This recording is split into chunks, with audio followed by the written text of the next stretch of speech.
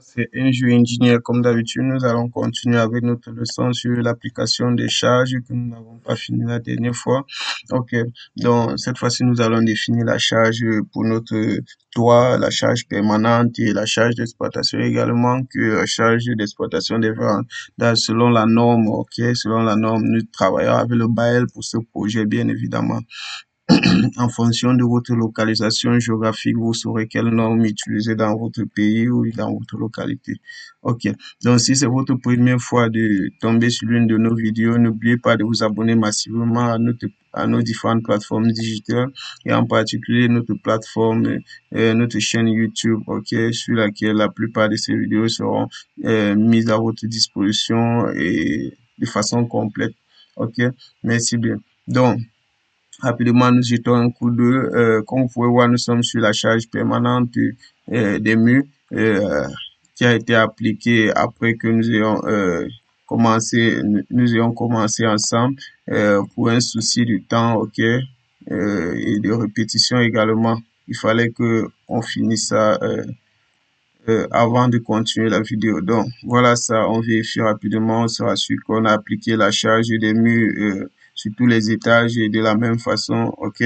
Donc, après ça, on va faire quoi? On va appliquer la charge permanente de notre, disons, la charge d'exploitation de notre toit. Ok, on vient sur toit, on va cliquer et rapidement, c'est une surface, donc on va cliquer sur surface à ce niveau.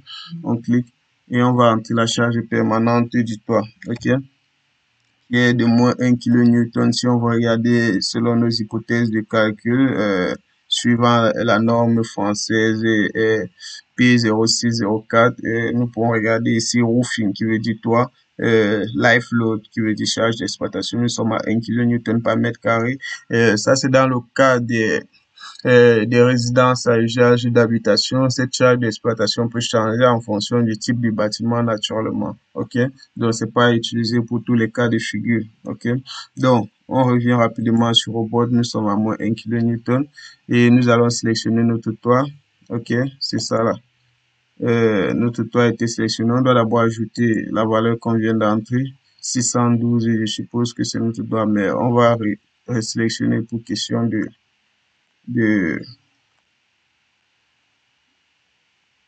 question de sécurité et de prudence, ok?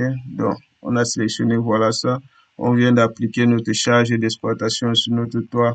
Vous vous rappelez comment on avait modélisé. Si on va considérer également les chenaux sur notre toit, on appliquera effectivement également les charges permanentes et les charges d'exploitation. Ok, donc on va chercher le toit, la charge permanente du toit et on va également l'appliquer. Donc on rentre sur notre feuille Excel. C'est toujours important d'avoir sa feuille Excel qui nous permet entre autres de vérifier nos calculs. Ok, les résultats obtenus depuis robot. Donc comme vous pouvez voir là, nous sommes au niveau de roofing permanent load roofing. Ok, charge permanente pour le toit dans le cas du 3 ici.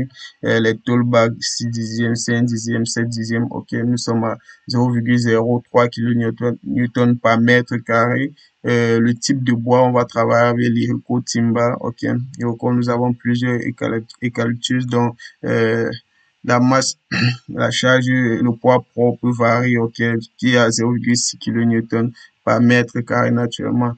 Ça, c'est le cas où nous avons un faux plafond, ok, drop plywood ceiling, ok, un plafond en compte paquet. La charge, la charge naturellement est à 0,05 kN par mètre carré. Donc, on va rapidement faire la somme de tout ceci avec la somme de toutes ces charges unitaires là, ok, suivant la norme la norme française, et puis on va l'appliquer directement sur le board en kN par mètre carré sans changer d'unité. Donc, on va faire appel à notre calculatrice une fois de plus, ok.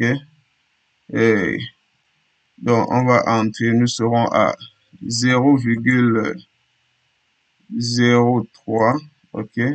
Nous sommes là pour la tôle, plus 0,6 pour le bois que nous allons utiliser, plus 0,05, ok, plus 0,05 0,03.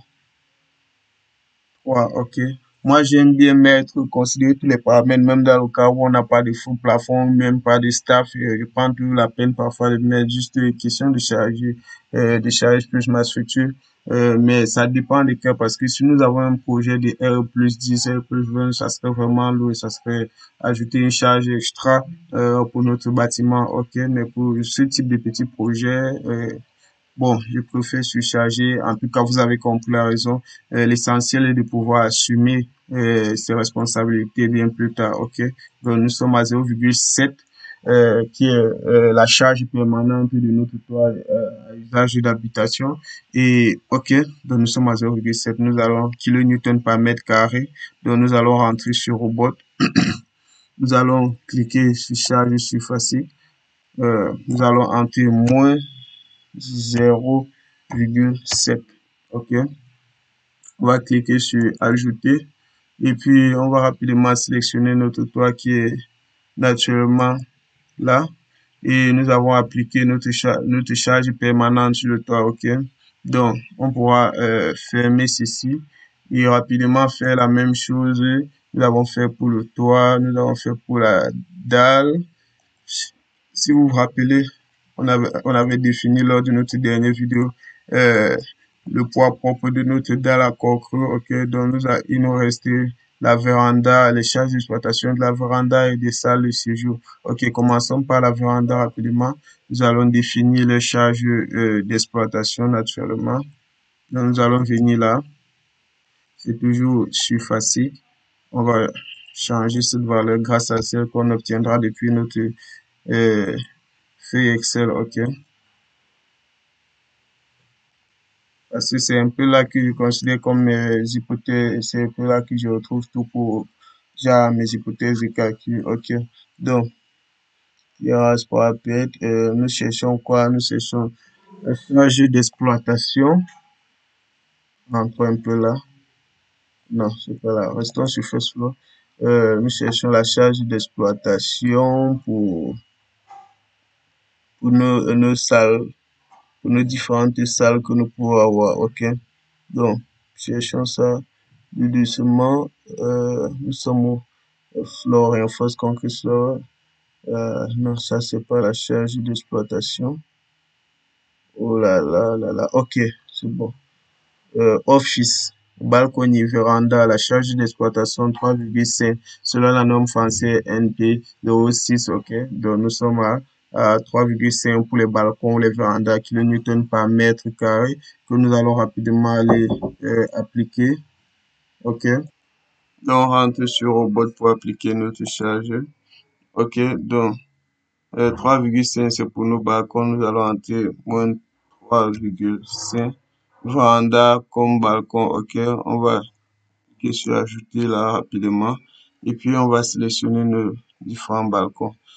En fonction de notre plan de coffret et notre plan de distribution, on saura quelles sont les places contenues comme nos vérandas ou balcons, ou bien circulation. Dans notre cas de figure, c'est cette portée de 2 mètres ici, ce couloir et ce long couloir, ok, comme nous avons choisi ensemble lors de notre dernière manipulation. Donc, nous allons rapidement venir définir l'étage. Disons que nous sommes OK sur l'étage 4. OK. Il faut roter pour se positionner au bon endroit. Nous sommes sur l'étage 4, c'est ça. Nous cherchons les vérandas et les circulations. C'est ça. Nous avons appliqué la charge d'exploitation pour nos différentes vérandas à l'étage 4. Donc, nous allons également faire la même chose pour les escaliers, ok. Nous allons, pour nos salles de cheveux et nos escaliers, ok. Donc, on va appliquer les charges pour nos salles de séjour et nos escaliers. On rentre sur notre Excel, sur notre feuille Excel. Huit lignes ici qui représentent les salles de séjour ou bien, oui, qui représentent bel et bien les salles de séjour ou bien les salles de salon, genre salon, chambre, ok. Donc, nous sommes à 1,5 kN par mètre carré, ok. 1,5 kN par mètre carré. Oh, apparemment, oh, j'ai fait une erreur. Les balcons et la circulation ne sont pas pareils. Nos balcons ont une charge de 3,5 kN, mais ceux de nos circulations seront plutôt à 2,5 kN. Donc, nous allons supprimer celle que nous avons mis tout à l'heure pour 2,5 kN par mètre carré, ok, pour les circulations. Donc, rentrons rapidement pour appliquer la charge de nos chambres et consorts, de nos différentes chambres, ok. Donc, on va considérer celle-ci comme une salle de séjour. Hmm, elle était combien? Déjà, moins 1,5. OK. Nous sommes toujours à l'étage 4. Nous allons appliquer là, là et là. Oh, je crois qu'on n'a pas très bien appliqué parce qu'on a roté d'une certaine façon. OK.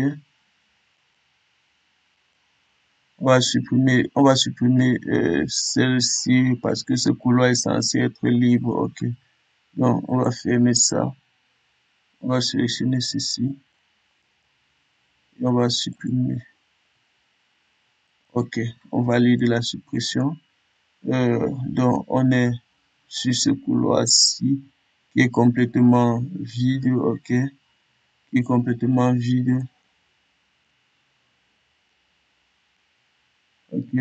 Et je crois bien qu'on n'a pas effectivement de charge de ce côté. Donc, c'est un peu ça.